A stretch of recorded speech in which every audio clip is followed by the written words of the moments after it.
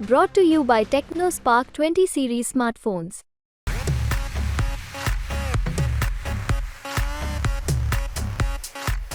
નમસ્કાર મિત્રો કોંગ્રેસ સુરત નિલેશ કુંભાણી કિડનેપિંગ અને ઓપરેશન ફોર્મ આ તમામ એકબીજા સાથે જોડાયેલું છે. આ તમામ પર વાત કરવી છે. કિડનેપિંગ શું ખરેખર થયું હતું? નિલેશ કુંભાણીનું ફોર્મ રદ થયું તો પડદા પાછળ કોણ હતા? નિલેશ કુંભાણી પણ શું મળેલા હતા કે પછી પોતે જ આ મિશનમાં સામેલ હતા? નિલેશ કુંભાણીનું ફોર્મ રદ થયું અને જે ટેકેદારો ગુમ થયા તેમાં મહત્વપૂર્ણ ભૂમિકા કોની હતી? શું તે ભારતીય જનતા પાર્ટીમાં આવેલા કોંગ્રેસના જૂના બે મોટા નેતાઓ છે? તેના પર વાત તેના પર કે જે અત્યારે સૌથી મોટી છે ગુજરાતમાં કોંગ્રેસને, જેનાથી સૌથી મોટો ઝટકો લાગ્યો છે તેના પર. સુરત લોકસભા બેઠક.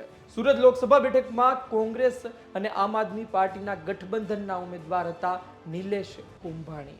હતા એટલા માટે કારણ કે હવે તેઓ નથી. હવે કોઈ ઉમેદવાર જ નથી કારણ કે નિલેશ કુંભાણી જેમણે ફોર્મ ભર્યું હતું તેમનું ઉમેદવારી ફોર્મ રદ થયું છે, અમાન્ય સાબિત થયું છે. તેનું કારણ શું?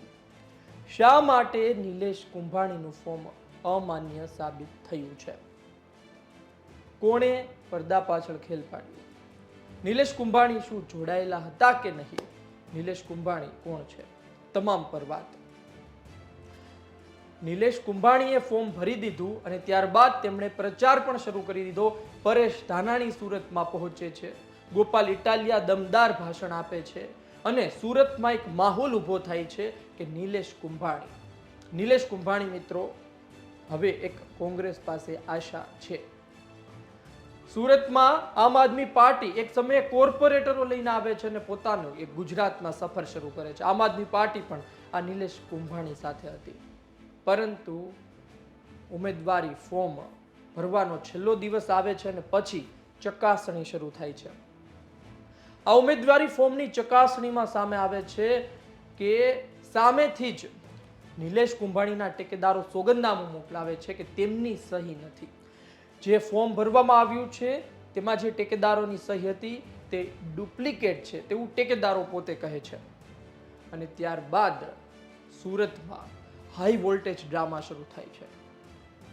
પત્રકારોનો જમાવડો, પોલીસનો બંદોબસ્ત અને આ સાથે તંત્ર દોડી રહ્યું હતું.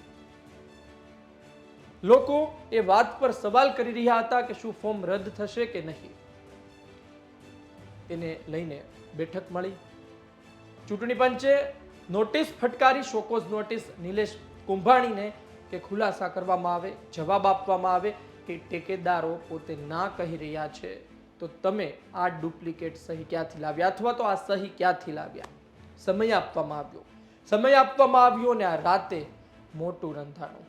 રાત્રે આ ટેકેદારો ગુમ થઈ ગયા. કોંગ્રેસ વાળા શોધી રહ્યા હતા ક્યાં છે એ ટેકેદારો, પરંતુ કોઈ હાથમાં આવ્યું નહીં, કોઈ મળ્યું નહીં.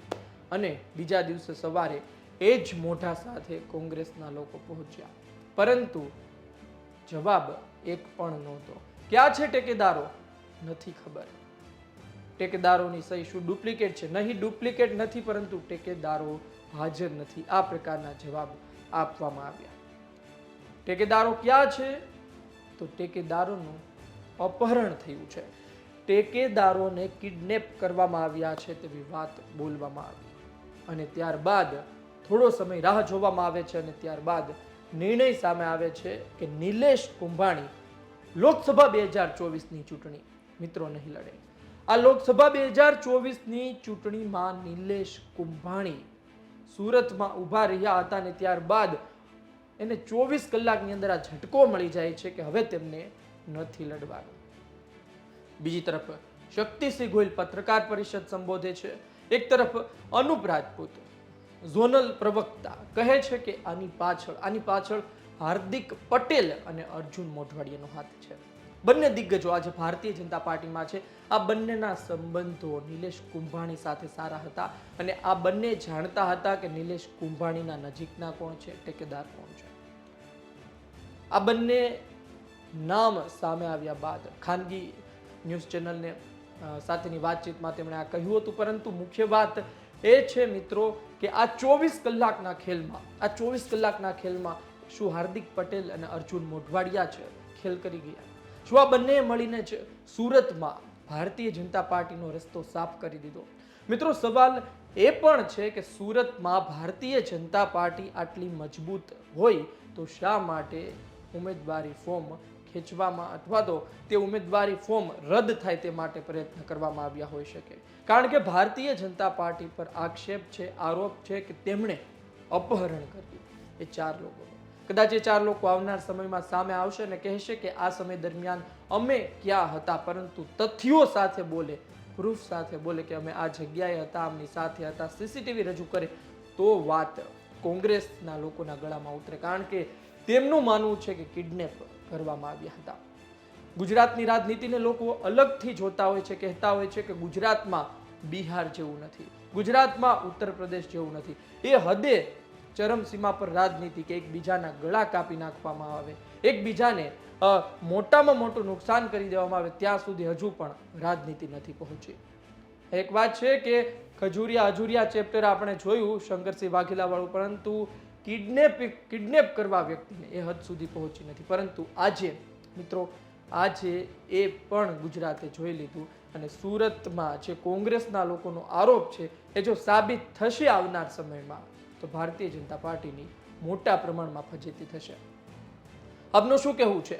સુરતમાં નિલેશ કુંભાણીનું ફોર્મ અમાન્ય રદ થયું છે, કોણ તેની પાછળ? શું ભારતીય જનતા પાર્ટી સુરતમાં હાર ભાળી ગઈ હતી? શું અર્જુન મોઢવાડિયા અને હાર્દિક પટેલ જ છે કે જેમણે ખેલ પાડ્યો?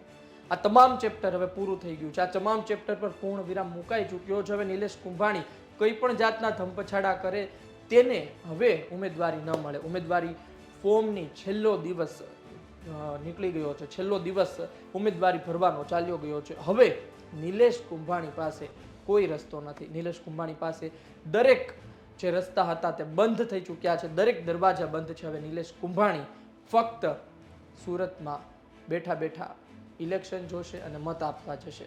પરંતુ મત આપવા જશે ત્યારે મતદાન પેટીમાં ન તેનું નામ હશે, ન તેનો ફોટો હશે. ઠીક છે, ન તેનો સિમ્બોલ હશે કોંગ્રેસ. કારણ કે કોંગ્રેસનો સિમ્બોલ જે જોવા મળશે તેમાં અત્યારે તો નિલેશ કુંભાણી કપાઈ ચૂક્યા છે. આ તમામ વાત છે. આપનું શું કહેવું છે? કોમેન્ટ બોક્સમાં લખો. આપના અભિપ્રાયની રાહ રહેશે. તમામ સવાલો પર આપનું શું માનવું છે? ઓપરેશન ફોર્મ શું ખરેખર હતું અને જે સફળ થયું છે તો તેની પાછળ કોણ? લખો કોમેન્ટ બોક્સમાં. આપના અભિપ્રાયની રાહ રહેશે. આ વિડીયો પસંદ આવ્યો હોય તો લાઈક શેર કરવાનું ચૂકતા નહીં. મને આપશો રજા. નમસ્કાર.